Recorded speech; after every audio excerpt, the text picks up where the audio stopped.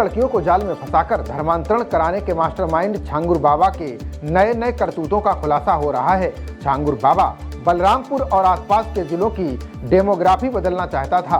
वो हिंदू धर्म के प्रति घृणा फैलाकर भारत को इस्लामिक राष्ट्र बनाना चाहता था। ये हैवान अब तक 1500 से ज्यादा हिंदू लड़कियों का धर्मांतरण करवा चुका है। उसकी गिरफ्तारी के बाद उसका आलीशान बंगला ध्वस्त कर दिया गया है। छांगुर बाबा के अवैध धर्मांतरण रैकेट के खिलाफ पुख्ता सुराग मिलने के बाद जांच का जिम्मा यूपी एटीएस को सौंप दिया गया है। एटीएस धर्मांतरण की शिकार लड़कियों को चिन्हित कर रही है। एसटीएफ के अनुसार हजारों हिंदू लड़कियों का अवैध धर्मांतरण कराने वाला हैवान छांगुर बाबा बलरामपुर व आसपास के जिलों की धार्मिक बसावट बदलना चाहता था। वो गैर मुस्लिमों को इस्लाम अपनाने के लिए हर तरह का लालच देता था। पुलिस और एटीएस सूत्रों की माने तो वो भारत नेपाल सीमा पर दावा केंद्र बनाने की पूरी योजना पर काम कर चुका था। इसके लिए विदेशों से फंडिंग भी आनी शुरू हो चुकी थी। अब एटीएस ने छांगुर और उसकी करीबी नीतू उर्फ नसरीन को रिमांड पर लेने के लिए कोर्ट को चौंकाने वाली जानकारियां दी हैं, जिसके अनुसार वो हिंदू धर्म के प्रति नफरत फैलाकर भारत को इस्लामी मुल्क बनाना चाहता था। सूत्रों के मुताबिक छांगुर बाबा बलरामपुर आने से पहले महाराष्ट्र और दुबई में अपना नेटवर्क बना चुका था। महाराष्ट्र में भी उसने बड़ी संख्या में लोगों का अवैध तरीके से धर्मांतरण कराया है। हिंदुओं को इस्लाम धर्म में शामिल कराने में जुटी खाड़ी देशों की कई संस्थाओं में उसकी गहरी पैठ बन गई।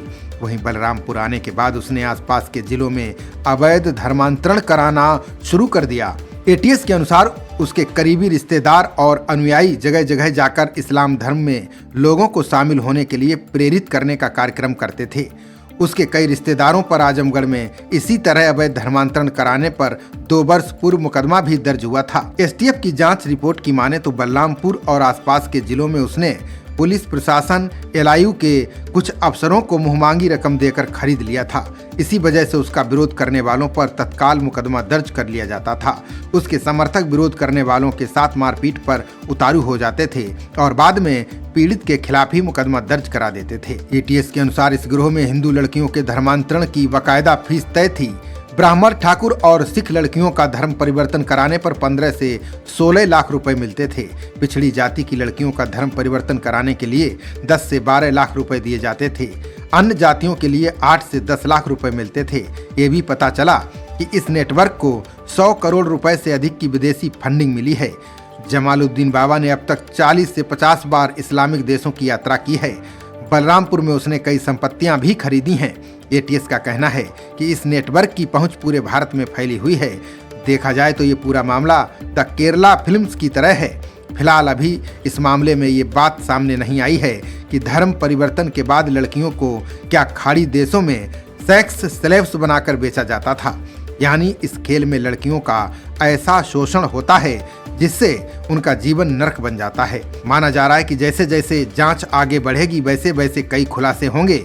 ऐसे में सवाल उठता है कि धर्मांतरण के इस गंदे खेल में छांगुर बाबा जैसे कितने और भी शामिल हैं। जैसे कि यूपी और महाराष्ट्र में ये खेल काफी समय से चल रहा था, अब जाकर ये पकड़ में आया है। ऐसे में केंद्र और राज्य सरकार को इस मामले में सतर्क रहना होगा। फिलहाल छांगुर बाबा के शानदार आशियाने पर तीसरे दिन बुलडोजर की कार्रवाई जारी है। उसकी करीबी नीतू रोहरा उर्फ नसरीन को अदालत ने 7 दिन की रिमांड पर एटीएस को सुपुर्द करने का आदेश दिया है। दोनों की रिमांड अवधि आज से शुरू हुई है। इस दौरान छांगुर बाबा से आईबी और एनआईए के अधिकारी भी पूछताछ करेंगे।